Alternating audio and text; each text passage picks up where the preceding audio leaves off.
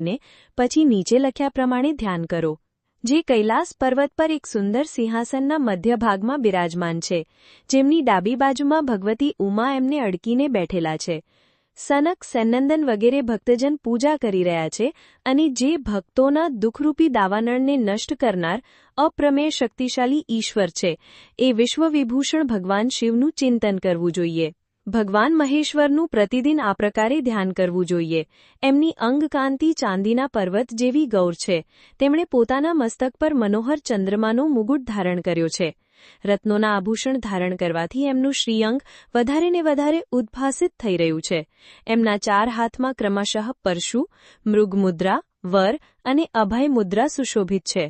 તે સદા પ્રસન્ન રહે છે, કમળના આસન પર બેઠેલા છે અને ચારે બાજુ દેવતાઓ ઊભા રહીને એમની સ્તુતિ કરે છે. એમણે વસ્ત્રને બદલે વ્યાઘ્ર ચર્મ ધારણ કરેલું છે. એ વિશ્વના આદિ છે, બીજરૂપ છે અને સર્વના સમસ્ત ભયનું હરણ કરનારા છે. એમને 5 મુખ છે અને પ્રત્યેક મુખમંડળમાં 3 નેત્ર છે. આ રીતે ધ્યાન તથા ઉત્તમ પાર્થિવલિંગનું